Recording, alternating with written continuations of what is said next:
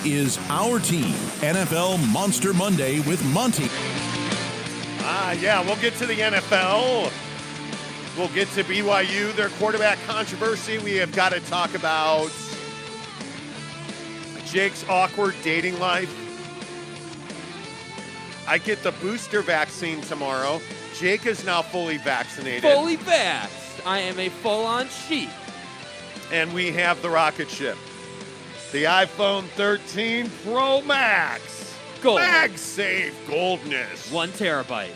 We'll give you our thoughts on that after spending an entire weekend with it. I got to tell you, I'm pretty excited about that. What is up? Dane's first one in. When you get in, make sure you give us a thumbs up. It helps the show grow. But make sure you hit subscribe. We are meteorically exploding. Meteorically. No, I'm not going to make a sex reference. Too early in the show.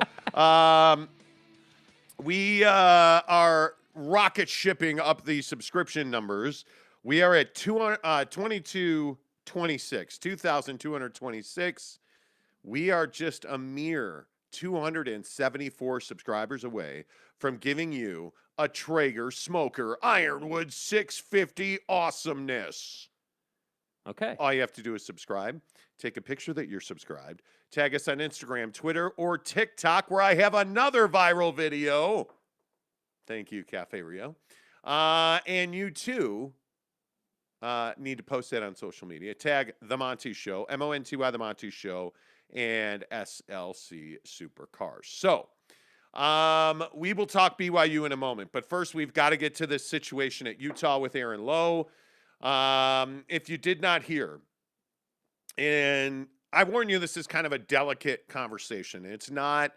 There's no easy way to go about talking about somebody being murdered, which is what happened to Utah defensive back Aaron Lowe at a house party Saturday night around midnight, 12:30, in Sugar House, which is a neighborhood here in Salt Lake City.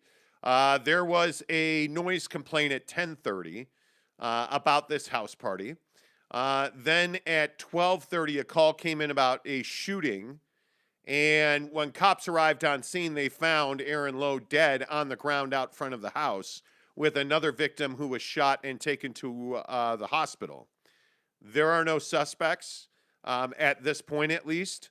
And here we are again with another young person's life lost. And there's two parts to this conversation, by the way.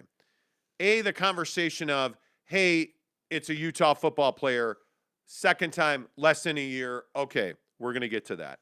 But at what point do we stop in this country giving away young lives like Aaron Lowe? Because this was senseless. This was likely some argument about something petty that led to a murder of a 22-year-old man that was on the verge of beginning his life. And the frustrating thing for me is that we're all going to talk about how this guy, he was a football player and he had so much potential. He was a human being. He was a 22-year-old guy that's now dead because he was at a house party. You know, and it's like when you're a 20-something, you have your whole life in front of you.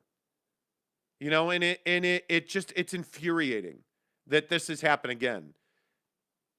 I don't know, Jake. Maybe I'm making too much of it, and I'm open to the idea that I'm making too much of it, but it's incredibly frustrating to me that we have to have this conversation over and over, and it doesn't seem like anything ever changes. Yeah, I mean, I feel like this conversation has so many different angles to it. You know, I think that, you know, the first thing that I thought of immediately when you know we first caught wind of this story was, you know, once again, you know, you have a kid dying at the hand of gun violence. You know, I don't really care, you know, if that kid is a football player or just your average Joe, right? I mean, at the end of the day, that's another person who's dead at the hand of gun violence, and I think that's number one. Number two, yeah, it is incredibly disheartening that this kind of thing is happening in an area like Sugar House. You know, I used to work in Sugar House. I used to, before when we lived here for the first time, before we left Salt Lake City to go and live in Phoenix, I was working in Sugar House all the time, right off the 215 where the Chevron is at the corner there. I can't remember what that cross street is, but there's a Chevron right there, and I used to work at a burrito place there. And so it's like, holy cow, like this stuff hits close, and I think it's really sad that we have to start having the conversation of, okay, nothing good happens to anybody. I don't really care who you are, but nothing good happens to anybody who's out at 12:30 and 1 in the morning, and it's really sad because I highly doubt that Aaron went to a house party thinking, okay, this is risky. I'm risking my life by going to this house party.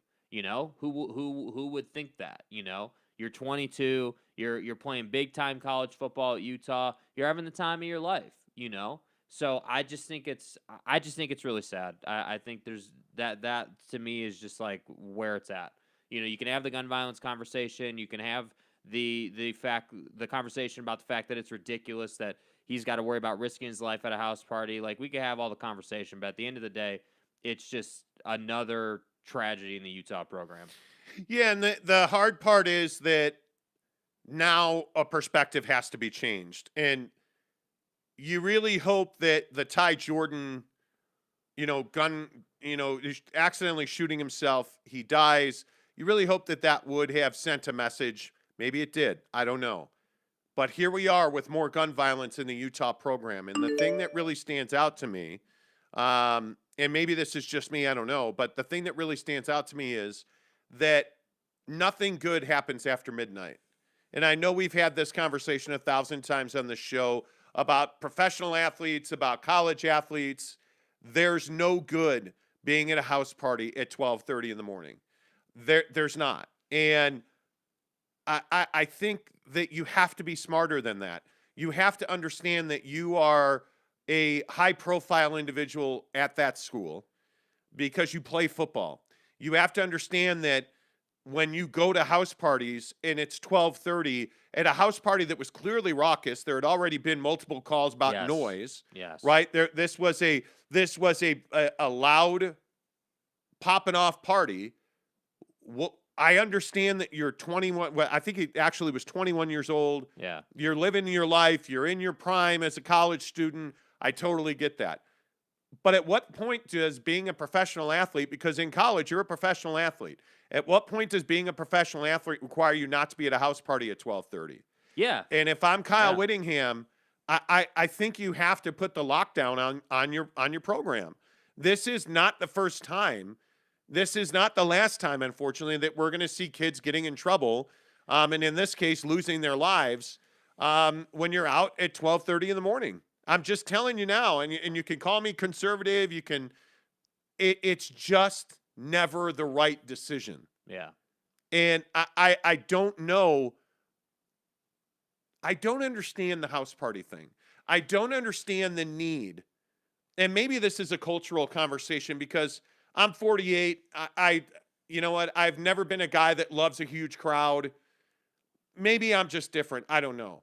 I've never understood packed house. I'm going to assume that, there were all kinds of interesting substances being floated around. There was probably some beer. There was probably some this and that. Yeah. I'm sure there were hot chicks. I'm sure there were friends. That's just never been my scene, right? I don't understand the attraction to that. I don't understand a 12:30 a.m. house party during COVID. I don't understand on a day where you played a game, why are you not resting and recovering?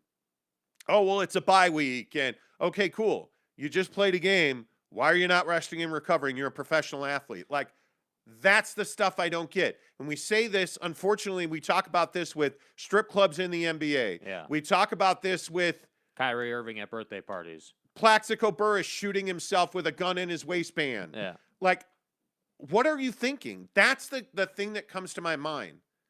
What are you thinking? Yeah. Because now another young man has lost his life. Will it matter? At the end of the day, and this is my frustration, I'm not going to drone on about this. At the end of the day, will the loss of Aaron Lowe's life, murdered at a house party at 12:30 in the morning, died on the street in Sugar House, will that resonate with anybody else on this football team? Will that change the behavior and the thought process of anybody else in college football? Because if it doesn't, he died for nothing. And the GoFundMes and the thoughts and prayers and, well, senseless. Oh, I feel terrible. That's cool, but what are we going to do to make sure that we don't go through this again? Yeah. Because I'm just going to tell you now, and I'm sure this will piss a bunch of people off. I'm done with thoughts and prayers. I'm over it. I don't want your thoughts and prayers. I want something to change. I want it over with. I want, if that's gun reform, whatever that is, I don't know. I don't have the answer. I know I don't want thoughts and prayers because I'm over it. Yeah. I don't want more GoFundMes because I'm over it. I don't want any more Kyle Whittingham, hey, this is a tragic loss, we're devastated statements. I'm over it. I'm over it. I'm tired of it because we never do anything. We don't ever take any tangible action to make sure that this kind of shit doesn't continue to happen. And we all get upset. We all get upset. Oh, you can't blame the kid. Well, you know what? Actually, I'm not blaming the kid. I'm simply stating that we have to change culture. We have to change this belief that carrying a firearm to a house party makes you a badass. Because again, what did we hear? What are the police saying? Well, witness accounts say that the people who got into the fight at the house party were not welcome guests. Well, you know what? You had a house party that was massive, out of control with a noise complaint. Do you really think you're going to control the gate? I mean, you got to be smarter than that. Anyway, it's infuriating. Because it's not going to change. Sadly, it's not going to change. This will happen again. Mm-hmm. This will happen in my lifetime. There will probably be hundreds. Literally hundreds. It will happen again. I don't know how many. Too many. I just don't. I don't know. Yeah, I mean, I just think it's. I don't disagree with what you're saying. I think it's frustrating, and yeah, I agree. Thoughts and prayers doesn't fix anything. That's cool. It's a nice sentiment, but what's a nicer sentiment is creating real change in the program, because guns aren't going anywhere. I got news for everybody, right? Guns aren't going anywhere. It's just the reality of our country. We're not Australia, we're not New Zealand, yeah. we're not England, right? The United States of America has literally guns everywhere. So I just think that it's not it is about the guns, but at the same time, when you get down to brass tacks, it's not about the guns anymore. It's about putting yourself in a position where the guns don't matter. And I'm not trying to blame Aaron. I'm just saying that at some point the leadership in the leadership in college football and around the world has to do better. You know what? And there's a lot of different comments, but like Greg Hawkins, house parties are a lot of fun to people. It was a weekend. It was only 12:30. The college students are celebrating. You got to understand where they're coming from. I actually don't have to understand where they're coming from, because you're a professional athlete. You're at a house party. Never mind COVID. They're all vaccinated and wearing masks, right? Come on. Are you kidding me? Never mind that there's COVID. Never mind that you're a professional athlete. Never mind you're at a house party where there was a noise complaint. It's 12:30 in the morning, and it's not only 12:30. Again, I will go back to the age-old rule. Nothing good happens after midnight. Nothing. Nothing good happens after midnight. When you are a high-profile person, you're at a raucous, out-of-control house party by some accounts, reading on Twitter and Facebook and listening to the police spokespeople yesterday. This was a big party that was loud, and if you're a Utah football player, is that the place where you should be at 12:30 at night? Really, you think that's just we have to understand college kids? And I don't think so. That's why I say, like, I don't think so, Greg. I don't. Talking specifically to Greg, I understand the point you're trying to make, but I think the more important thing to be talking about here is the fact that this issue, the greater issue falls on the leadership in college football. It falls on, again, not that it's anybody's fault, but I just think that the conversation has to be more on the forefront of like, hey, you're a big time college football player, man. We just won this game. Like, you should be resting. You should be taking care of your body. It's business. Like, how many people have the opportunity to go and play D1 Pac-12 football? Not most people don't. And so when you have that opportunity, I just think that you don't live by the same rules that Joe Schmo and trigonometry does. You don't live by those same rules. And the thing that's so fascinating about that statement is, again, what do we know about this? Based on reports, a group of people showed up at a house party who were not invited, and there was a fight. That fight resulted in Aaron Lowe's murder and another person being shot critically and taken to the hospital. Okay? Aaron Lowe's a football player. Was he targeted because he was a football player? I have no idea. But here's the thing that I know. When you're at a house party, not all people are happy for you as a football player. Not all people are like, oh man, hey, you're Aaron Lowe. Let's make sure he gets home okay. No, they're going to mess with you because you're a football player. You're a target. I've seen it thousands of times in my career. When you are an NFL player and when you are Dak Prescott at a country music concert, people are going to beat your ass in the parking lot because you're drunk and they're drunk and you're a football player. That actually happened. Go back and look at the Dak Prescott fight and read that story. The guy almost got beaten to death at a country music concert. You look at the history of time, right? People do not favor the privileged. And at Utah, if you're an athlete, if you're a Red Rock, if you're a football player, if you're a basketball player, you are privileged. There is no doubt about it. People know who you are. I don't have any idea what he was wearing, but would it surprise anybody if he and a couple of teammates went to a house party and they were celebrating a win and they were wearing Ute gear? Would anybody be surprised by that? I would not be surprised by that. People are not going to always be happy for you.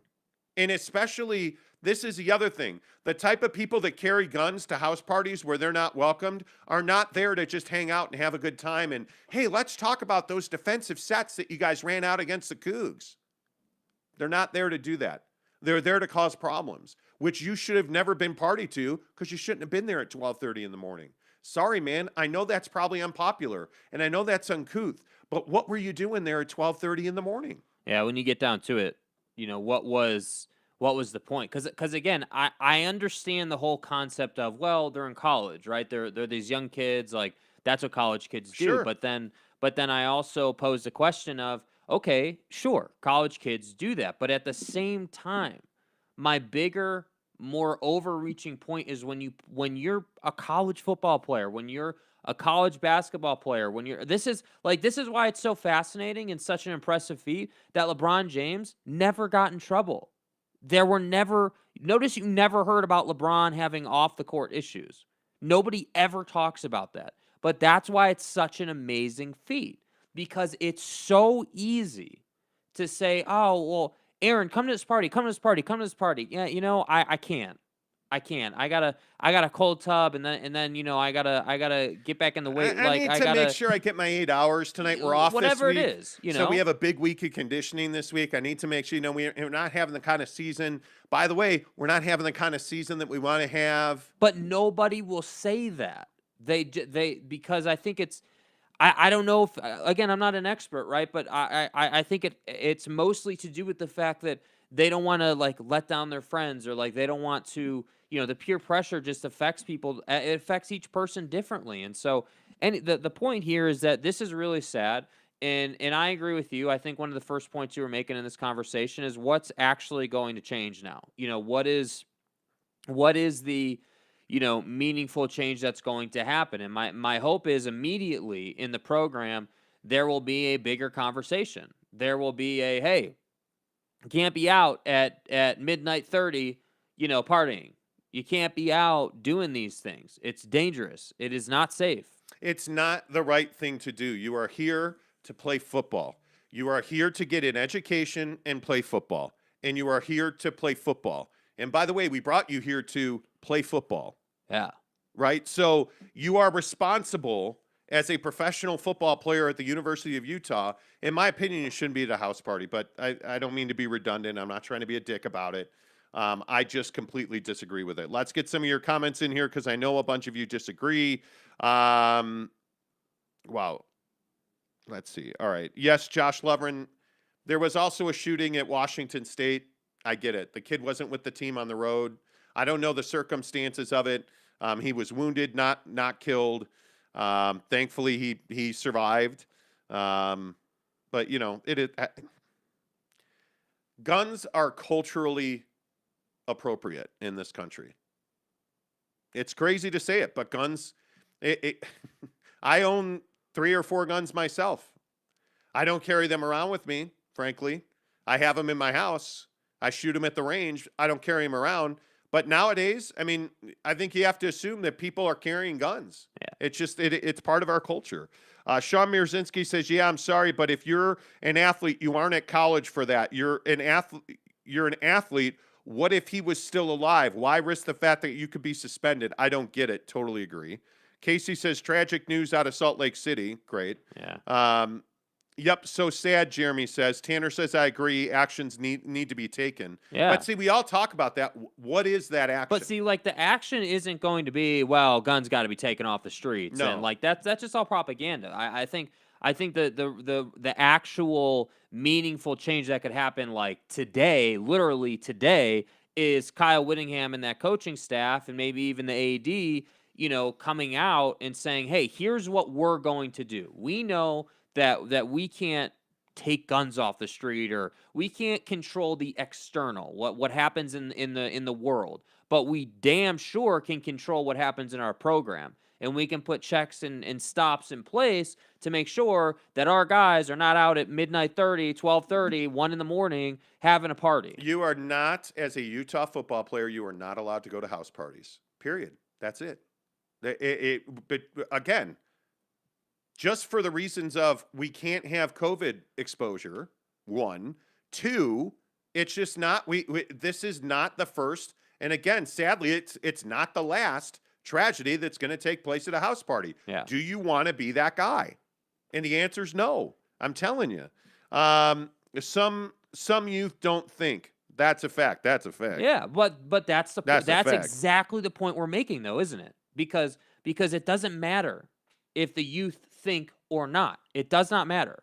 What matters is the leadership thinks for you and puts you in a position to succeed so you can get to the next level. That's all that matters. But I'm also telling you, we all talk about gun reform like, oh, you know, this is the perfect, we're going to put laws in place. None of that matters unless we change the way that young people think about violence. None of that will matter until we address the true issues that afflict our young people on the streets in this country. I have it, not that anybody gives a damn, but having, you know, spent time in a lot of inner city streets, like I was really lucky in San Francisco when I worked at KGO, I was on the street. I traveled with gang units. The plight of the inner city teenager in this country is not a good one. If you are a young black kid in the inner city, you are routinely on the streets all night long. You are, the story I always tell is I did a ride along with the Richmond gang unit. In Richmond, California, one of the most violent cities in this country. Near Oakland. Yeah, right. Yeah, it's right outside of, it's right at the feet of the Oakland Bay Bridge. And I think it was 3 a.m, and we rolled up on an SUV with 4 people in it. And they literally have massive bags of weed and guns in their car. And what are they doing? They're sitting there rolling blunts and packaging weed for sale at 3 a.m. And the cops in Richmond don't do anything about it because they're there relationship building, right? But they know what's going on. We stood there for 20 minutes and just talked to those guys. And the conversations are fascinating. The mindset is fascinating about, hey, you know what? This is, you know, like, hey, did you guys hear about, like, they're all, the cops and these men, I'm not going to say they're gang members, but these men are in this car, and the guys get out of the car, they search them to make sure they don't have weapons on them. And they're sitting there talking about, well, yeah, like the guy's name was Juwan. Juwan got shot and he's like in a wheelchair.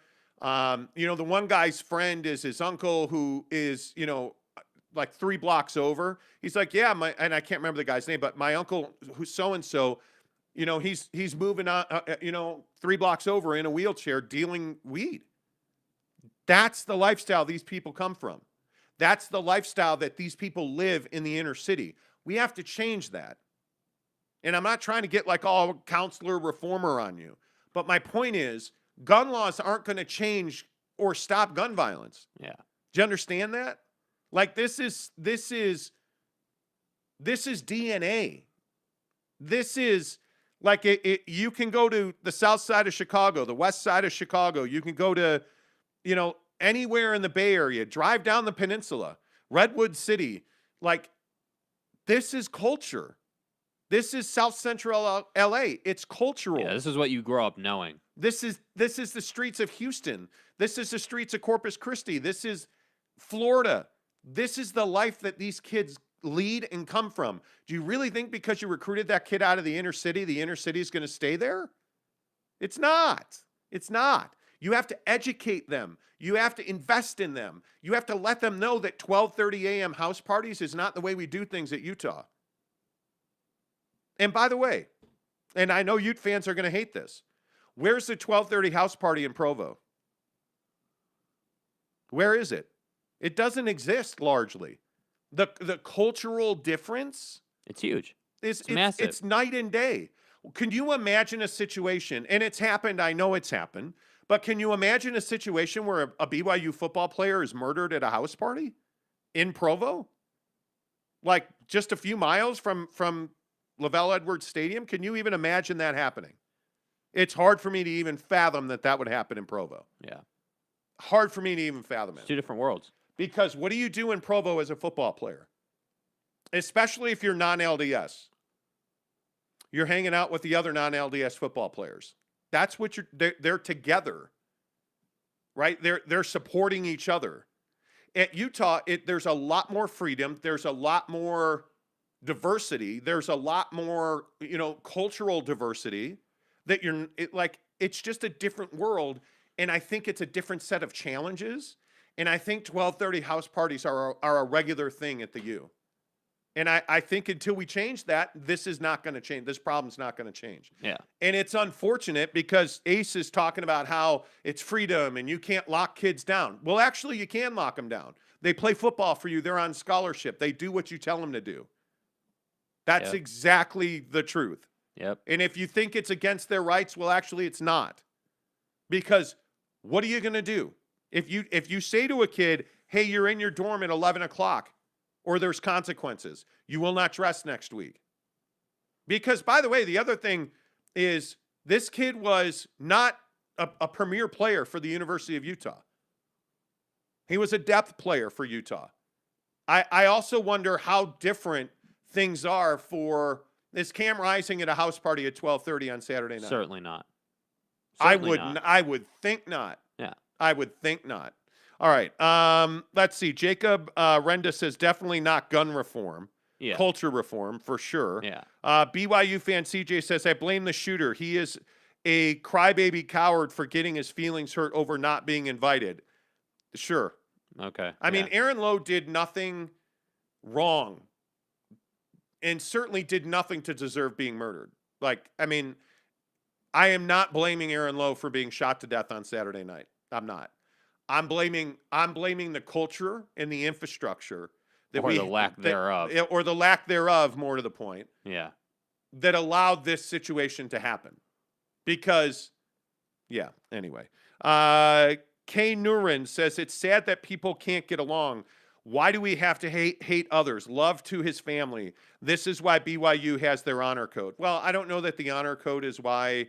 I think the honor code puts, I'm not going to say it's a direct thing like, hey, the honor code prevents people from dying. I'm not going to say that. But what I am going to say is, yeah, at BYU, when you take things like the honor code and the way they go about business, yeah, you're putting structure in place to put these kids in a position to be Yeah, successful. I would agree with that. And that's all I'm saying with Utah. It's not I would Aaron's agree with fault that. what happened. It's not Witt's fault what happened. But what I am saying is that somebody is going to be held responsible when this happens again, because it will happen again if nothing changes. And that's the thing.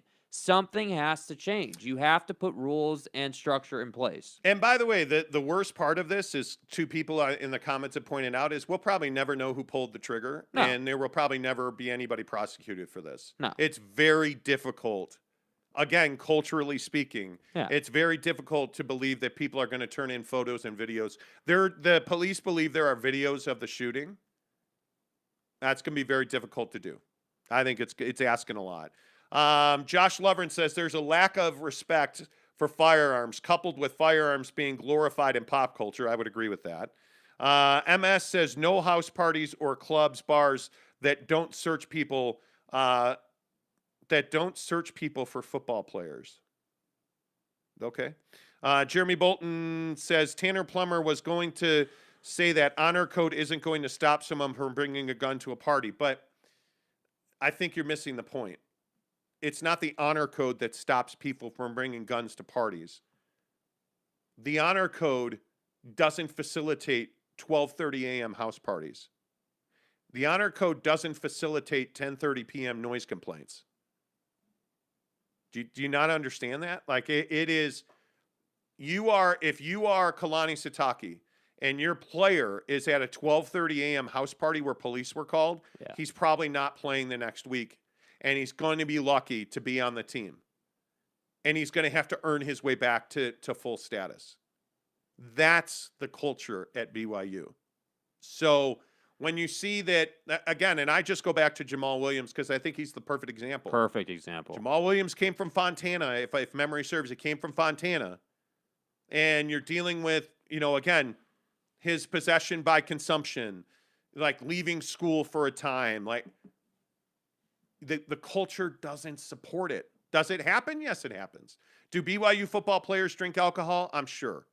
I'm sure there are some that do. Is there weed smoked at BYU? Yeah, I'm sure there is. Yep. Is there sex at BYU? Yeah, I'm sure there is. Is it widely accepted? Is it widely happening? Is our 12:30 house parties the norm? Absolutely not. Absolutely not. And if you can't see that the honor code is more than a piece of paper and its impact on the culture, and the reason that you don't have the subset of problems at BYU that you have at every other public university, and I'm not just talking about the U, because the U is a great university. It's a great place to go to school. But you don't have the issues at BYU that you have at other public programs. Because, again, even the situation in Pullman, I believe that was at a party as well. It's a guy getting shot at a party. That's not likely to happen at BYU. It's not. James Knight said, sadly, when you're a football player or a regular Joe, it's societal issues, particularly the 18 to 25 age demographic. Correct. Because you don't value life. You think that you're bulletproof. Well, no pun intended. But, I mean, you think you're Superman. You think nothing's going to get you. I would agree with that. People think that they're better with guns that can kill. Only love is going to change the hate. Well, okay, I mean, that's all well and good. I think we need Pete Carroll talking to gang members in the middle of the night. We need people of influence. We need big-time athletes. And this is what I talked about with LeBron James and the Black Lives Matter stuff. It's cool that you're putting kids through school. I need you at the front of that line, not wearing a mask and covering your face on a bicycle at the back. We need prominent black voices leading the black community. Yeah. It's got to happen. That's the only way things will change. Gabe Levely says this isn't about a lack of respect for firearms. Situations like this are a lack of respect for humanity.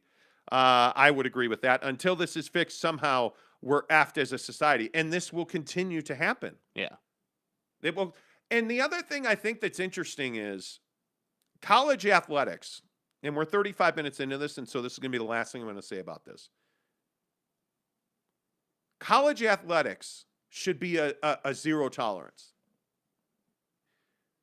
When you are a football player of any caliber, it should be unspoken even. And now clearly it needs to be spoken. But it should just be understood that we don't go to house parties. I'm a Utah football player. Yeah, we don't go to house parties. Hey, I'm a Utah football player. Yeah, we're not, we may not be in bed at 12:30, but we're hanging with our own crew. We're hanging with our teammates. We're hanging in our football culture social circle.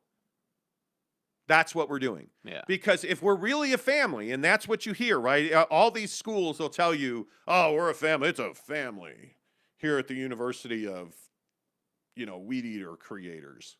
We're a family. Well, I would think then that there were teammates with him at that house party who should have been saying, "Hey, we got to go. Look at this, yeah, it's really loud. The cops we're here for a noise complaint. We should probably go. Yeah, we shouldn't be here, man. Cops this party's off the chain. We shouldn't be here. We should go." It's not what kids think. But it's not, because they're not conditioned to think that way. All right, let's switch gears. Let's talk some thumbs up and likes for this show. If you're here right now, please give us a thumbs up. It really helps the show grow. Liking the channel is a big deal for us. We appreciate your support, so please give us a thumbs up. If you're listening on audio podcast, bless you. Again, last week, by the way, I should say that we've never had a bigger week on the audio podcast than we had last week. We did some stupid number thank you. That's what I'll say. I just appreciate y'all being here. BYU's got a quarterback controversy, whether they want one or not. And this is something we've talked about going back, obviously, to camp when you had, Jaren Hall, Baylor Romney battling for that spot. I think we knew before camp opened, we told you on the show it was going to be Jaren Hall's job because he is more prototypical, the quarterback that you want. He's the guy that you need almost. Yep. Then he gets hurt, and Baylor Romney comes in and throws an awkward touchdown falling down to seal the Arizona State win. And then all of a sudden, it's a bigger deal, and as we told you Thursday, Jaren Hall injured his ribs, and he wasn't going to be able to play against the Bulls. So Baylor Romney comes in, and boy, if I'm not mistaken, I think we saw a component of offense that we haven't seen at BYU in a long time. We saw a guy stand in the pocket and drop bombs. 47-yard touchdown to his brother. Like Romney on Romney crime. It was amazing. And he threw the ball all over the place. By the way, he ran the ball a little bit as well, too. Baylor Romney looked like a guy who can take the top off a defense. And you've got Puka Nacua and Samson Nacua and, Gunnar Romney and, Isaac Rex. And you've got all these weapons all of a sudden that now offer you a different component because now you can't play zone. Now you can't play man. Oh, by the way, the Bulls were so worried about Baylor throwing the ball deep. What happened? Algier had a heck of a lot more room to run. So, Jake, do we have a quarterback controversy at BYU? I'm not going to call it a quarterback controversy. I'm going to call it that BYU has two quality quarterbacks. And I think that when you have a quarterback controversy when the guy you're starting is not as good as the backup, but you don't want to pull the guy who's starting, and so you find yourself in that odd spot. My personal opinion is I don't think that Jaren should be punished for trying to make a play. He was playing really well before Baylor stepped on the field. Nobody was concerned about the job that Jaren was doing, and so in my opinion, when Jaren's healthy, he should be the starter again. That said, I agree with you. I think that Baylor presents a really nice skill set. I think that if you're BYU, this is going to allow you to play more aggressive football with Jaren because you know what you have behind him. You're not going to be as scared to call the QB draw. Maybe you're not going to be as scared to get Jaren out there on his legs a little bit. Not to say that you want to run him into trouble, but I'm just saying now there's a big difference between playing with a dual threat quarterback and having nothing behind him.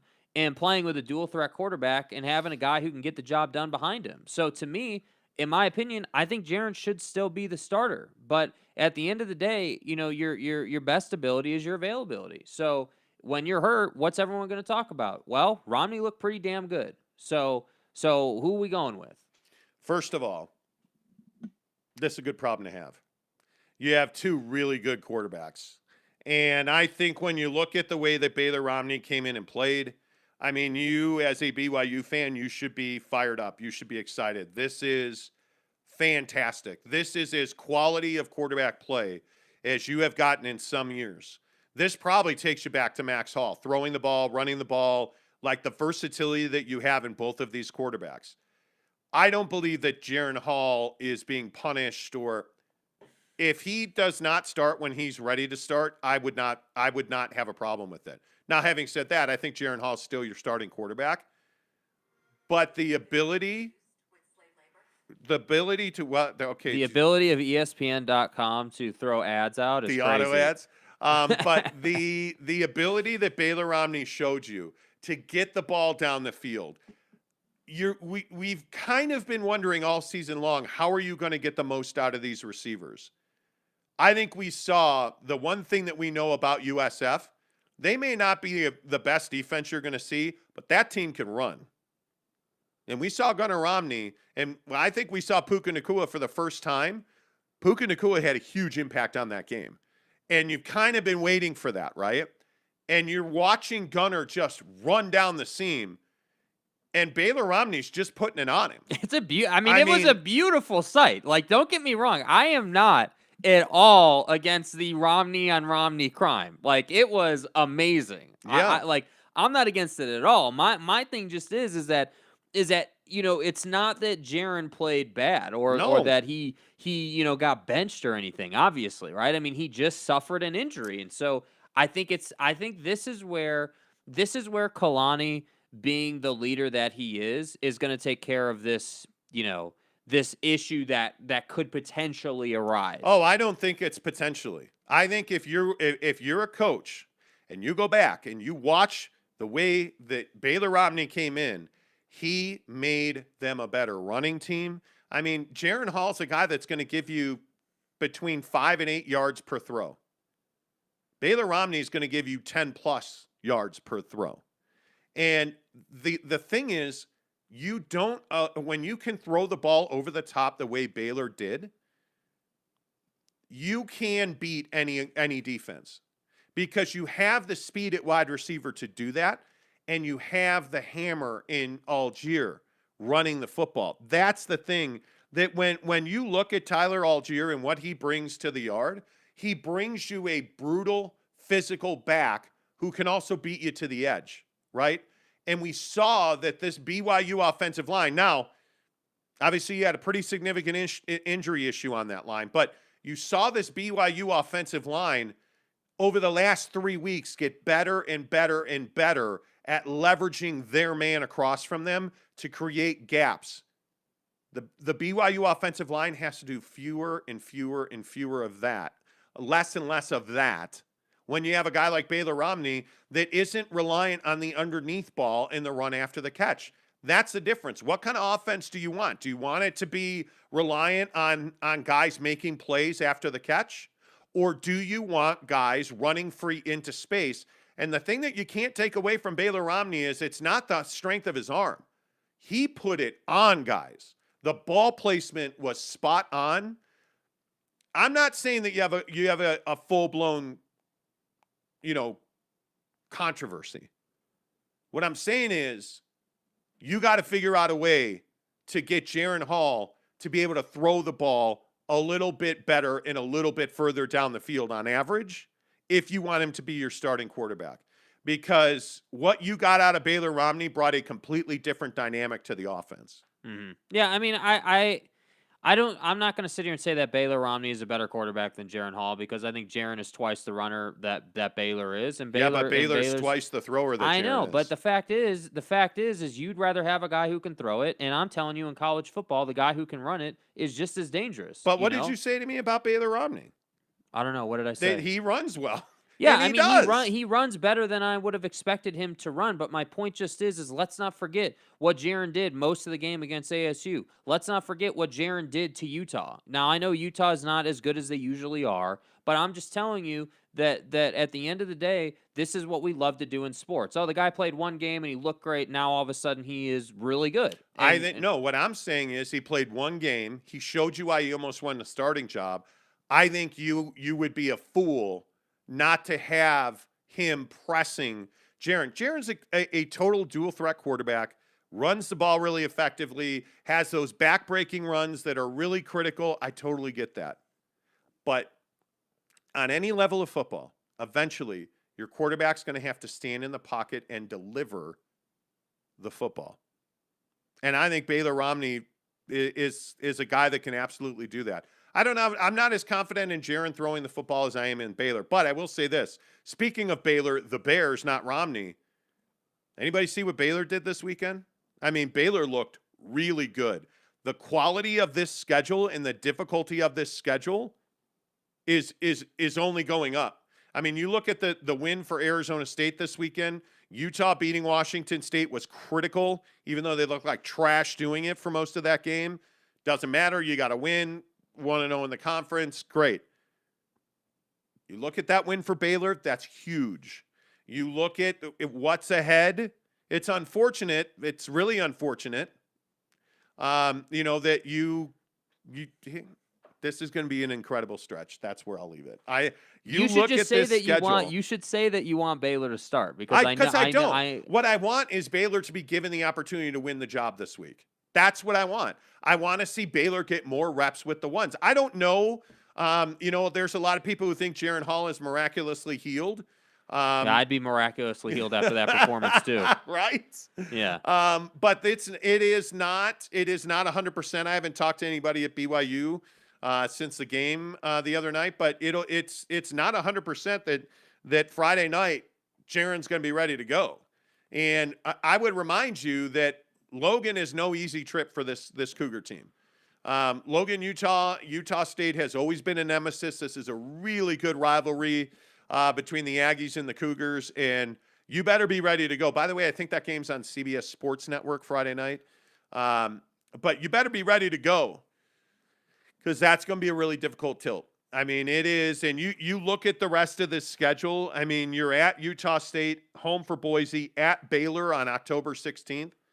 Boy, that Baylor game is going to be That's a crucial game. We talked about it all last week about the schedule and what it's going to take for BYU to be a college football playoff team. But I think there's no question that it is a foregone conclusion that you should beat Utah State 100%. I don't care if it's a rivalry or not. You are better than them. You should beat them. That just has to happen. Did anybody see Utah State over the weekend? I mean, just got shellacked by Boise, in shocking fashion too. So that's why I say Utah State, you should be able to handle them. But then the Baylor game is really where your season's it's your first make or break moment. It is your first. Well, the interesting thing about that you say that is I wonder.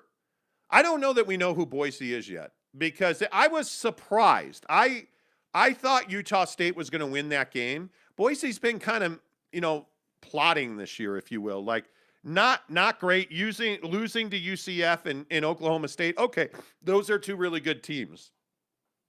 Beating UTEP 54-13, and now you come back home and you play at Logan, and you beat Utah State, who's been pretty good. Yeah. You beat them 27-3? I mean, so the question is Boise State that team that just beats bad football teams and loses to good teams? I would think they're more than that. I think what I think any of these teams are teams that BYU should beat. That's what I think. Yeah. I think that and this is what I was saying earlier in the season. Like once you start winning games and once you're 4-0, 5-0, 6-0, expectations start to rise, and so I think the biggest question for me when I just working through the season here with BYU is how far will they go without losing a game? When is the first loss? Because that's really going to determine how people look at BYU. If you run through, Utah State, and then you run through Baylor, and you run through all these teams, like, and then you happen to lose to SC at the end of the year, like, that would suck. How about that catastrophe? You know what I mean? Like, Holy and then cow. there's SC, yeah. Well, I mean, like, I don't even know how you explain what happened to USC. I mean, I just don't. To lose, oh man, like that was. Sorry to wake you. That was. You always say that. terrible. I love that you always say that. And what I always What do you say is, mean? hey, we're waking up at 4:45 in the morning. Yeah, I'm entitled to a yawn. No, you're not. Okay, cool. Anyway, the point is, it is shocking to me that Oregon State dominated USC in Los Angeles at the Coliseum. Yeah, USC's not good. Yeah, and I'm telling you, Jackson Dart is their starting quarterback. Keaton Slovis is not good right now. And I don't know if it's mental. I have no idea, but That's it's a not. quarterback controversy. Yeah, well, yeah, probably. Let's see. Let's get some comments in here. Jeremy Bolton says there's not a QB controversy at BYU. Jaren won the starting job. USF's defense is terrible. Baylor probably throws a little bit a better ball, but Jaren is more dynamic. BYU fan CJ says, I don't think Jaren shouldn't be punished and trust these coaches to make the right call. We're not talking about trusting coaches. Like, we're talking about who you want to be the starting quarterback at BYU. Kane Urin says, back in the day, BYU would play 2 QBs in a game. But see, I think when you have 2 QBs, you have none. Mm-hmm. I mean, you need one guy and you go with that guy, which is why I think Kalani is going to stay with Jaren Hall. That to me is likely to happen. CJ says, I was hoping we were up more so we would see Conover, though. Sounds like he makes Zach-type throws. But still makes freshman mistakes. By the way, Tanner says, that was a pathetic performance by the BYU defense. Stop. Like, this is the other thing. I woke up yesterday morning with 61 notifications. Most of them were negative. Oh, season's over. Wow, you can see what this team's going to be. Like, are you kidding? BYU's 4-0. They're 4-0. Their defense isn't pathetic. They're because it's garbage. They're the 13th ranked team in the country. Their defense isn't pathetic or garbage. Like, what are you talking about? BYU fans, bro. They're coming off of 3 massive football games to play USF. Do you really think there wasn't going to be a letdown? Of course there was going to be a letdown. Of course there was. Anyway, Casey Finlinson says, although I love what Baylor Romney brings to the table, even though ESPN didn't know who Jaren was, which was funny, Jaren is still QB number 1. Yeah, I would agree with that. See, and again, I'm not saying that you change QBs. I'm not saying that. What I'm saying is, depending on Jaren's availability this week, you allow Baylor Romney to push him in practice. You allow Baylor Romney to show you that he can do this against just about anybody. That's all you're doing. Bolton says, Casey Finlinson, sorry about your awful experience at the game on Saturday. I would be livid. Yeah. What happened? Yeah, there was something about, so Casey was sitting in between 2 people, like the guy behind, like the row behind him, and then the row in front of him, I guess, like, were cursing at each other, and there was like a fight, and so I guess Casey just kind of got caught in the middle of all that. That's fun. Greg Hawkins says, after Virginia lost to Wake Forest, I fully expect BYU to run the table this year. It's becoming more and more likely. See, I would caution you not to use the words expect and run the table in the same sentence yet. It's still agree. early. I think it's very unlikely that they run. It is early. I think you got to get past Baylor. You got to get deep into this schedule, and you need to get to SC undefeated. And if you get to SC undefeated, now you can have that conversation. Well, I think you need to get to Boise undefeated. And then I think you need to get to Baylor undefeated. Exactly. And I'm being a dick, and my point is you need to win 1 game at a time. That's what this is. That's it. You cannot be looking to, the game that that November 13th game. Like, you can't do that. You have to look 1 game at a time. And I think Kalani's done a very nice job of that, by the way. A very nice job of that. Great to hear the Jazz are enforcing a proof of either vaccination or negative COVID test within 72 hours to attend a home game. I think that's going to be prevalent throughout the NBA. By the way, how about a good contingent of Jazz folks at the BYU game? Yeah. I thought that was pretty cool. Sean Mierzinski says, please don't talk about USC. I'm begging you. Well, too late. My bad. Bolton says, that's awesome. Your kids are understanding about it. Don't get why fans have to take things so seriously.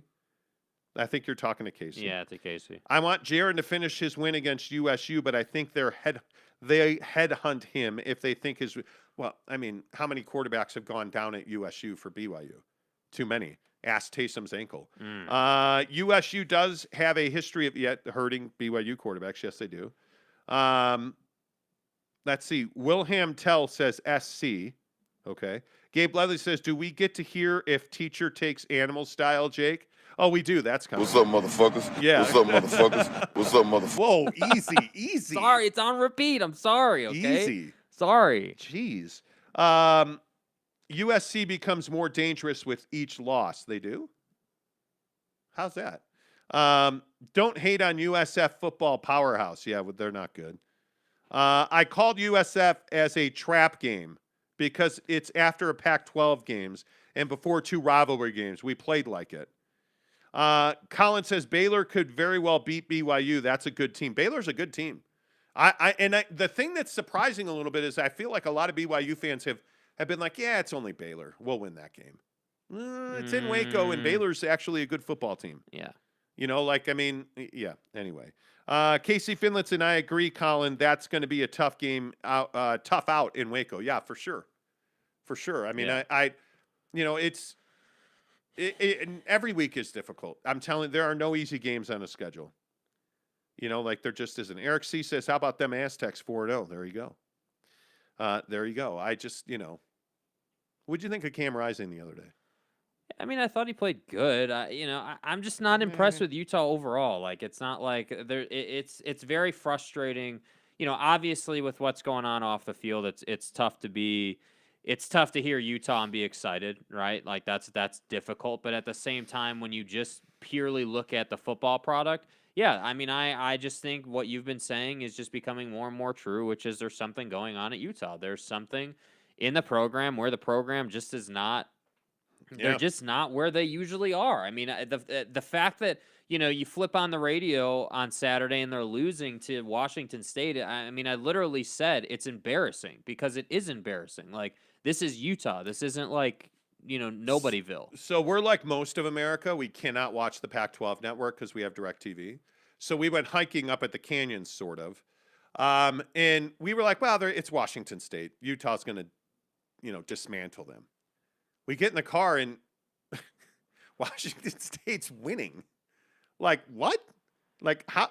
Who? It's so annoying, dude. And Rolovich didn't get fired yet, which is disappointing because you should be fired. But I thought the bounce back was nice. I mean, the defense answered the bell when they really needed to, but Cam did not play well.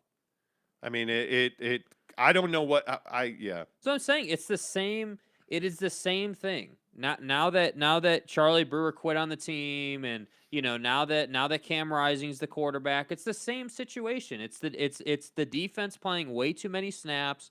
It's the offense not having a quarterback. Like, I get it. I get it. Yeah. When you have Britton Covey coming out and saying that Cam Rising has always been supportive of the team, even when Charlie Brewer beat him out, and he's this great guy. Cool. I got news for you. Great guys don't win anything, right? I don't give a damn if Cam Rising is a nice guy. It doesn't matter. Like, what we need is someone who can drive the football down the field. What you need is an offensive line that's worth anything. So that's why I say, really, when you look at Utah, it's the same as it's ever been. You've got a decent defense.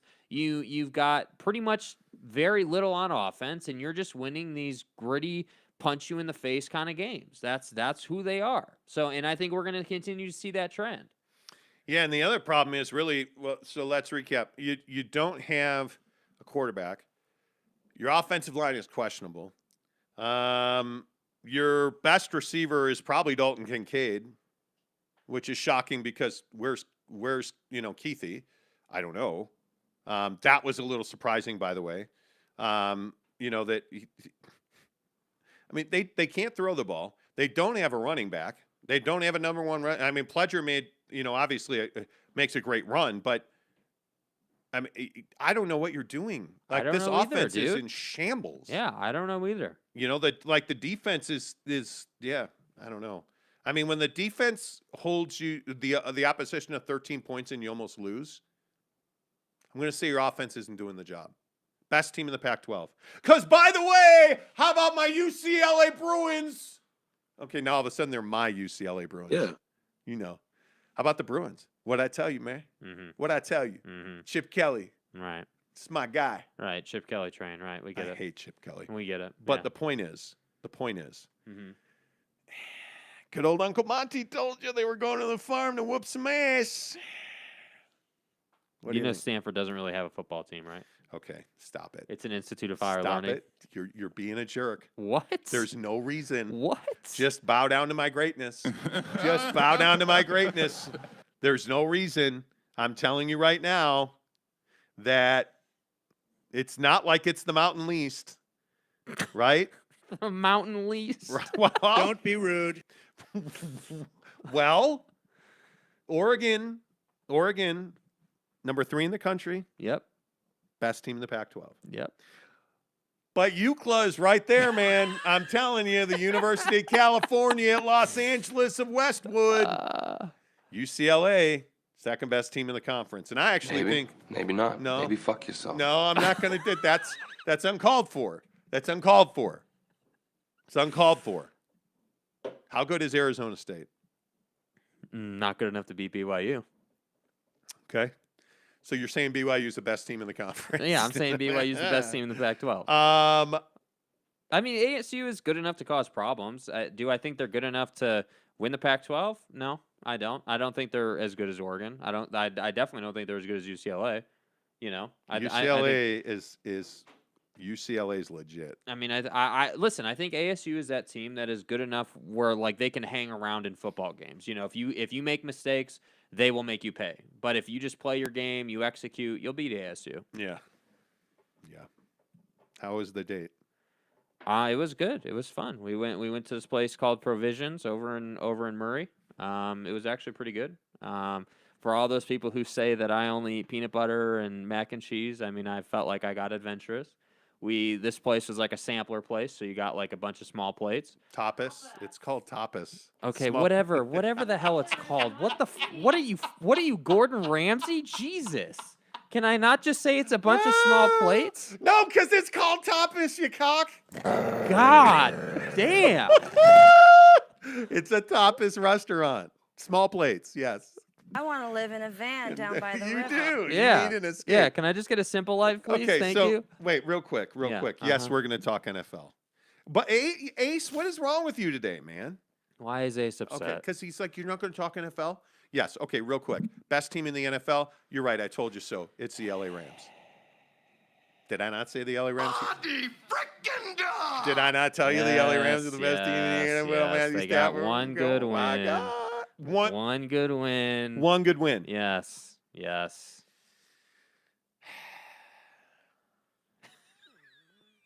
Why do I do this with you? Okay. What? The LA Rams are the best team in the NFL because of the Matthew Stafford trade. Okay. Right? Yeah. And I look around at some of the quarterbacks. It's shocking how bad Tom Brady and Patty Mahomes were. Right? Why are you laughing? Because it wasn't on. It was like kind of on Tom, but not really. It was more about Tom Brady did not play well against the Rams, mainly because his offensive line did not really protect him Yeah. that well and stuff. Deshaun Jackson is absolutely the explosive component they needed. And by the way, I thought it was awesome that Sean McVay earlier in the week was like, "Hey, I didn't get Deshaun involved enough." And what does he go out and do? Gets Deshaun involved, and what do? They win comfortably. I'm telling you, and I can only say it so many times. Yeah. The quarterback is why you win and lose in the NFL. Yep. And if you look at Pat Mahomes, Justin Herbert arrived yesterday. That throw that he made to win the game in Kansas City for the we don't play in San Diego LA Chargers anymore. Justin Herbert's arrived. He's the best young quarterback in the NFL. And I think that you're seeing that the team makes the quarterback. You can look at Justin Fields, what an embarrassment the Chicago Bears are. You can look at Zach Wilson in New York. The Jets are a joke. Their roster is just not talented. You can look at Tom Brady. Tom Brady's probably still the best quarterback in the NFL, but without an offensive line, what does that really mean? Yeah.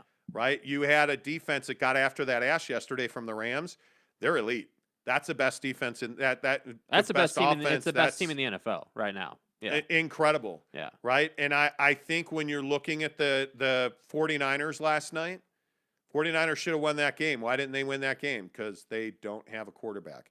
And why did the Packers win that game? Because Aaron Rodgers was unfrickin' believable on that last drive. Yeah. And I think when you look at the best teams in the NFL, which the Packers are not a top, I would even say 10 team in the NFL right now. When I look at the best teams in the NFL, and you can point to the Pittsburgh Steelers. Pittsburgh Steelers are no longer one of the best teams in the NFL because they've made the decision to be loyal to Ben Roethlisberger. Huge mistake. Yeah. Huge mistake. I look at the Cincinnati Bengals. They're not winning on accident. They're winning because Joe Burrow is a hell of a quarterback. Yeah. And to me, that's the line. So when I look at the Arizona Cardinals are legitimately one of the top 5 teams in the NFL right now, in my opinion, because their defense is getting after it, and Kyler Murray's playing an elite level of football, spreading the football around to an elite group of wide receivers. That's what you have to have. You can get away with not being as talented as the team across from you in college. In the NFL, you have to have talent in the skill positions. And the Rams do, the Cardinals do. I dare say that there's not a team in the NFC South that is. Although I'm a little surprised the Saints went up to Foxborough and won. But I don't view anybody in that division as elite, not even the Tampa Bay Bucks. Yeah. Nobody in the North does. I have no idea what the NFC East is because I know that right now, the Cowboys elite? No, not yet. Not yet. Not yet. I mean, they haven't figured out how to run the football Again, yet. they're that team that they have a quarterback. I believe in Dak 100%. I don't think I would agree. I don't think there's Dak is not a question mark. He's showing you what he can do. The question mark is do the wide receivers show up on a week in and week out basis? Because I feel like there are times when they don't. And what is the dynamic that that they allow Zeke to present? Because I feel like so many times the Cowboys offense just gets throw happy and they just want to push the ball down the field. Well, and then there's the NFL MVP to be Derek Carr and the Oakland Las Vegas Raiders. Yeah, so I remember you were saying that you grew up a Raider fan, not a Bears fan, right? The Raiders were your team and are your team now. No, that's a lie. Oh, my That's bad. a lie. Okay, sorry. I just happen to be like the Raiders have always kind of been. So, quick story. Growing up, Willie Gault was an incredibly fast wide receiver, played for the Bears, won a Super Bowl, and then went to Los Angeles to play for the Raiders. So I wound up kind of being a Raider fan. Mm-hmm. And I was a huge Bo Jackson guy. And anyway, point is, so I am kind of a closeted observer of the Las Vegas Raiders. Derek Carr is on track to be the MVP of the NFL right now. I mean, another unbelievable performance against the Dolphins. And they beat the Ravens. They won at Pittsburgh.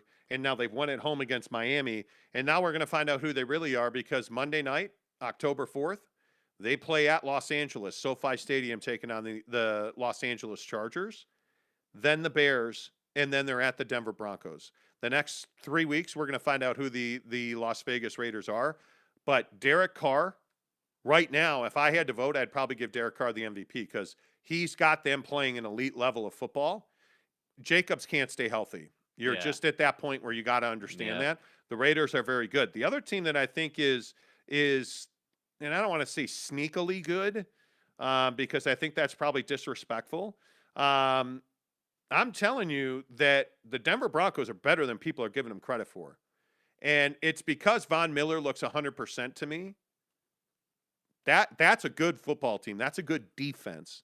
So it's going to be interesting to see now. You know, obviously the Denver Broncos, you would love it if they would score more points. They don't. But my suspicion is at the end of the day, that division is going to come down to Las Vegas and Kansas City. Yeah. In Kansas City, you're going to give them the nod because, well, it's Kansas City. By the way, Andy Reid's still in the hospital with a heart ailment. He left the stadium ill after the game yesterday. That's a scary situation. Best team in the NFL? The Rams for sure. Best Yeah. quarterback in the NFL? I mean, yeah, I mean, Carr for sure, I think is one, but I have to say, like, I know he's young, but Herbert, I mean, is impressive, dude. Like on Very. the road, making all the throws. Like, I know, Aaron Rodgers had the comeback win and, did what we expect him to do. So he's got to be there just on an individual basis. But if I had Yeah. to order it, yeah, I would probably go. And I give Carr the nod at number one just because of the way they're winning the games. I mean, think about it. Think about the Raven game. I think that was Monday night, last week. You're on the goal line. Interception off of a defender's helmet. You're like, damn, we just lost the game. Your defense saves you, and then you drive down again. So I just think that what he's doing is it's elite. It's great stuff. So right here today, yeah, I would go Derek Carr 1. I'd go Herbert 2 and AR 12 3. Kyrie Irving's just not worth it. Oh, God. Zach Lowe says Kyrie Irving is not expected to attend Nets Media Day today due to New York City health and safety protocols, but the Nets fully expect Kyrie Irving to accompany the team to training camp in San Diego.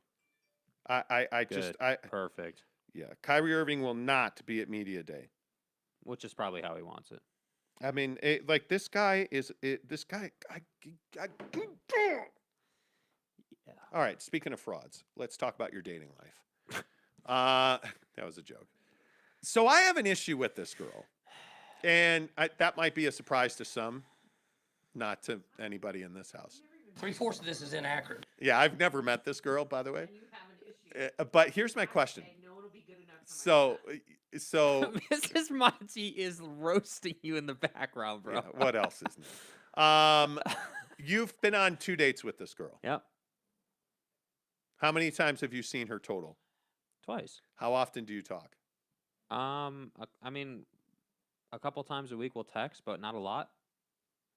So this girl said, I want to take it slow, Yeah. right? Yeah. You've been on 2 dates in a month. Well, we've been on 2 dates in 2 weeks, dude. It's not Okay. like I've been talking to her a month and I've only seen her twice. Like, let's not. But that's the truth, though, right? No, it's not the truth. I Okay. haven't been talking to her for a month and only seen her twice. Okay. I've been talking to her for 2 weeks and I've seen her 2 weeks. It's been longer than 2 weeks. But fine. It doesn't matter. This girl wants to slow play it, right? That's... Yes, she wants to. She doesn't want to just get into a relationship for the sake of getting into one. She wants to. She specifically said the next person that she gets with or is in a relationship with, she wants it to be something legit. She's tired of just hopping in and out of relationships. Yeah. I feel like this is crawling, and usually that means there's a reason for that. It's not. I just disagree. I don't think it's crawling. I don't. We've been on 2 pretty solid dates. At this pace, you will become an AARP member before you get married. Great. To her. I'm fine with that, as you're well aware. But that's an issue. Why aren't you? Okay, now you seem annoyed. No, because already. you're going right down the path of there's an issue or it's slope like it just doesn't feel right to me. Like, I'm not saying that you need to see this girl every day. I'm not, right? But when you date somebody and you guys have a mutual affection society working. Mm-hmm. You'll at least hey, touch base on the phone once a week. Yeah, you we text sometimes, we do, but she's also busy too, just like I am. It's actually kind of nice not to have to be texting with somebody all day long. But it's not an all day long thing. But for most people, it is. That's the thing. For a lot of people on Hinge, it is. Like when you start dating them, you start talking, that's all they want to do. They want to text constantly. Yeah. It is definitely a thing. I don't know, man. This just feels like. So what should have happened then? If this feels wrong, I would think that you guys would be talking on the phone regularly. I would be thinking that you guys would FaceTime regularly. I would be thinking, hey, we're 2 busy professionals. Okay, I'm down with that. You don't have time to see each other during the week. Totally down with that. FaceTime, phone call. But you guys don't really. How many times have you talked on the phone? I don't think we've ever talked on the phone. Ever. How many times have you FaceTimed? We haven't done that. That's not how it's gone. I mean, again, you're trying to characterize it like we've been talking for 6, 8, 10 weeks, and we haven't. Yeah. Like it is. We've been on 2 dates. I get yeah. You know, like, If I'm you, I'm just gonna keep on dating. I'm just gonna and I'm just gonna keep on adding to the Rolodex because I just don't fit. Like there's something odd here. And again, I would just ask you about my track record. How often right, am I I? know you've never been wrong on dating yet. I know. No, but I'm being serious. How many I know you're times have being I said to serious. you? I'm being serious in saying that you haven't been wrong yet. That's what I I'm saying. usually am pretty spot on when I say, "Hey, something feels amiss here." I'm just telling you. My guess is if I had to guess, she's probably seeing somebody else. That'd be she has another Okay. interest. Sure, maybe she does. She's not my girlfriend. Yeah, yeah, and she doesn't owe you exclusivity. Yeah. But so- I'm just telling you, I'd be out talking to others. Yeah, and I am. That's what I'm saying. It is what it is. Friend zoned already, CJ says. That's a rough that's not rough, friend PB and zoned. Jake. But I'm you're not not. friend zoned. I'm not. I don't dude. think that's I'm what not. it is. This is the thing. Nobody has patience. Nobody has the ability to say, okay, she's sitting in front of me saying, she doesn't want to rush. That doesn't mean it's not going to happen, but she wants to make sure that, it's legit. Yeah. She wants to make sure that it's good. And I don't have a problem with that. As I've said many times on the show, I'm not in any kind of hurry. I'm not. And it's kind of nice to sit in front of somebody and have them say, yeah, like, I hadn't dated for a while, but, I'm trying to get out there a little bit. And, that's where things are at. Yeah. It's kind of nice to hear that as opposed to, yeah, I've been on a gazillion dates and none of them worked out. Okay, well, why is that? Giggity says, Monty, you'd be an awesome grandpa. Hurry up and make it happen, Jake. Yeah. I'm not babysitting. Ramiro says, what girls say they want and what they want can be two different things. Just play your game. Yeah, I agree. 100% Okay. I agree. Yep, I would agree with that. Text and talk a little more. That's what I'm saying. That's from Jason Fillick. The Nye guy says, I'm with Monty here. Women want to take it slow, are usually dating 4 other dudes and picking from the litter. And I just think you're better than that. I think you deserve to be. I think if I'm better than that, then I shouldn't be on Hinge. I think that Hinge is you have to understand that dating apps are what they are. There's a reason people aren't dating apps. So like you can't have it both ways. You can't say, hey, I want to go out and date a bunch of people, and then not be happy with the people that you get to sit in front of, because the honest truth is I'm not putting a lot of effort into it. You're not at all. Like it's not like You are not at all. It's life and death for me. Yeah. Jason says, Jason Fillick says, Monty, yes, date more. Greg Hawkins says, sounds like Jake and this girl are both testing the waters. Nothing wrong with that. Agree. Yeah. Just messing with you. Good luck, CJ says. What's the vibe of the date? What do you mean? What was the vibe of the date? I mean, the vibe was good. I mean, she seemed excited to be there. We walked into this place, we sat down and we started talking. We started talking about like traveling and fist bumps or hugs? Hugs. Okay. Yeah, hugs. Good. Yeah, no, I thought the vibe was fine. It doesn't feel weird at all. It feels completely the way it should feel. Okay. Yeah, like and I'm not. I've never been like in my, I guess, and maybe this is where I go wrong. I never forced the issue with like the physicality early on or anything like that. Like, yes, we definitely hugged. It definitely is like that. But I'm also the guy who's like, hey, like I want to figure out what you're about. How do I say this tactfully? You have the opportunity to plant your seed in many different gardens. Mm-hmm. You just choose not to do that. Yeah. Because you're the marrying man right now. You're more looking for something I'm more not serious. I'm not obsessed with getting married at all. I just, I'm not the guy who's out like, with 4 girlfriends or something. Yeah, I would agree with that. Yeah.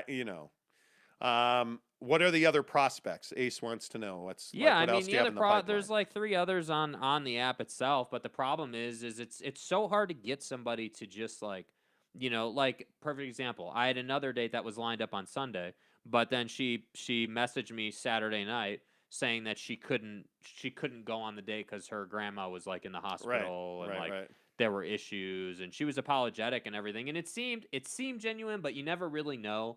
you never. And this goes back to what I said before. Like, I'm not the guy who will just go out on a date with anybody.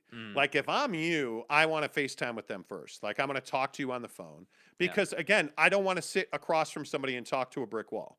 Whether I'm buying coffee or I'm buying Ruth's Chris, I want a good, engaging conversation. And if that's not going to happen, And I'm that's not definitely going. what the date on Saturday was. I mean, this girl is very much unapologetically herself. Like, she's very like confident in herself, like which I like. You said she curses a lot. She curses a lot. She's very, that's why I like her, because it's usually the way it usually goes on Hinge dates is the first couple of dates you're like the girl is just trying to kind of break out of her shell and not be like the shy, quiet type. She's trying to just get comfortable. But this wasn't that. I mean, this girl is like, yeah, this is kind of who I am, and it just kind of is what it is. Yeah. I don't know. I think it's interesting to see. I think it's interesting to see how this turns out. So do you?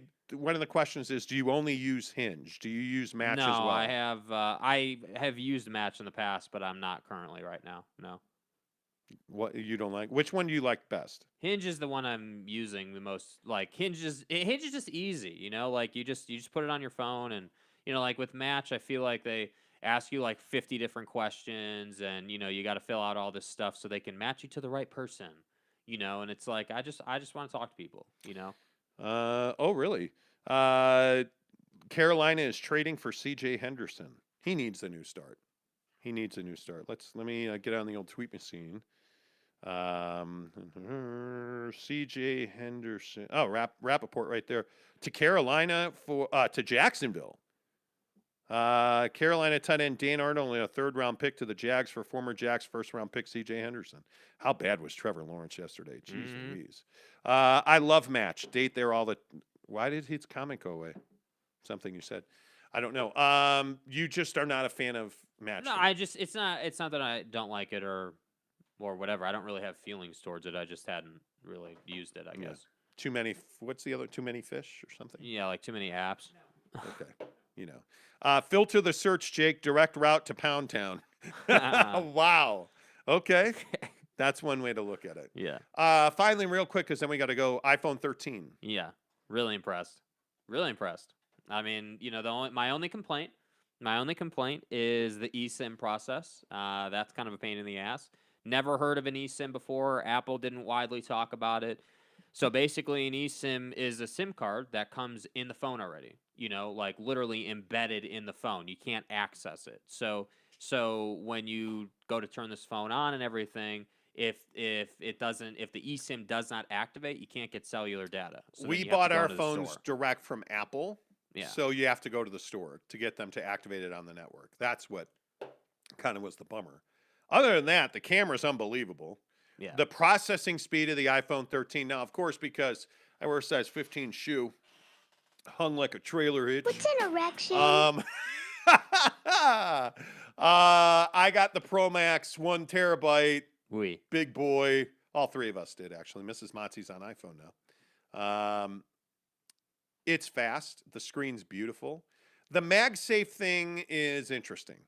So I am a big cell phone wallet guy. And I had for my iPhone 11, I had something called a Jimmy case.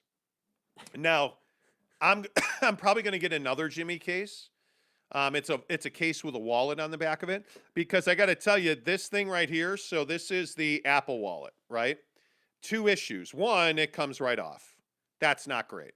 It's got a sensor, a chip in it. So if you ever lose your wallet, you can do a Find My Wallet thing on your phone, which is great. So if I'm at the store, I have to take it off the phone. And then the other issue is it's really hard to get the stuff out of the wallet because you have too much in there. Yeah. So no, here's the thing. You can only fit 3 things in there. So I have my Costco card, my driver's license, and I only use Amex. Like I use my Amex Platinum card everywhere I go. And the issue is that you can only fit 3 things in there. So I don't use my debit card ever. I can't think of the last time I used it. Yeah. I honestly, Costco the other week when I bought gas. Right. That's the last time I used it. Right. Yeah. Mm-hmm. I can't carry more than 3 things in my Apple Wallet. So I'm going to wind up getting a Jimmy case. I don't use the MagSafe charger, I don't think, as much. I plug my phone in at night. So the MagSafe is magnetic-based wireless charging, so you don't have to plug it in. I love the phone. I love it. Yeah. The speed that it works at is unbelievable. Yeah, I mean, it's definitely impressive. There's no question about that, and I think it's just definitely an upgrade. You know, it's an upgrade on not to repeat everything you just said, but like it's an upgrade in all areas that most people care about. And now the pain in the ass is I hate getting a new phone for one reason. You got to remember your password for everything. And of course I don't, because I have like 30 different passwords because I'm an idiot. I need to find one password I can streamline, but it's infuriating. Other than that, once you get the phone set up, forget it. The AirPod Pros, Amazing. My wife actually is not an Apple person at all. You have to understand this. Mrs. Monty hates Apple products. So we get her on the iPhone 13, and I bought her, like they engrave AirPods for you now. I bought her engraved AirPods. She put them in the other day while we were watching football. Yeah. And she just now is figuring out that the AirPods work off of what's on the phone screen. So if you move the phone screen to the left, the volume or the sound goes to your left ear or your right ear, or like, I mean, the technology that's in the iPhone and the AirPods, unbelievable. Yep. Unbelievable. Brylark says, did you talk about Justin Tucker's record breaker? That dude is a Hall of Famer for sure. Yeah. Justin Tucker hit a 66-yard field goal. It bounced off the crossbar and went in. Best kicker of all time. Dude. Unbelievable. Also, Monty, I'll be in your area this afternoon. What time should I stop by and pick up the Xbox? Yeah, you know. K. Newren says, Jets need a good runner also to help Zach, definitely. BYU fan CJ says, dating is so weird now. Glad I was selected in the draft before all the app mess. Yeah, right? Seriously. I just think it's difficult. It's a mess. Marcus says, what happened to walking up to somebody and saying hello? It doesn't exist in their in your demographic, your generation. That just is not a thing. That's not how it works. And I would just be like, hey, that's how I would do it. Hey, can I get your Instagram?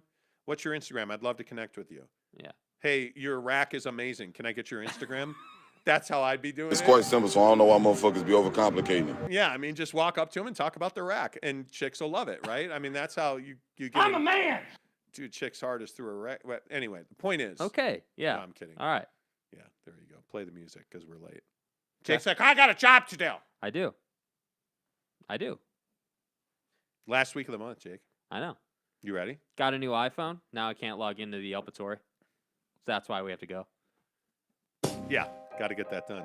Yes, I did. Did you guys win the Oreos? Yes, I did. Well, no, you won the no, Oreos. I did didn't not win the Oreos. I did not. Jake did not. Mrs. Monty, because it's love, baby. Whatever, dude. Mrs. Monty won me the Oreo Air Yeah, Jordan 5. by the way, can't get into a sneaker draw on data because I didn't have data at that time because of my eSIM. Trash, bro. Been waiting for this shoot for like 5 months, and what happens? You got hosed. Absolute trash. Greg Hawkins says, take care, gents. Nye Guy says, on dating apps right now, it's 10 dudes to 1 woman. Good luck. Yeah. I think injuries in depth are starting to show for BYU. Yeah, it could be. Until tomorrow, say goodbye, Jake. Goodbye, Jake.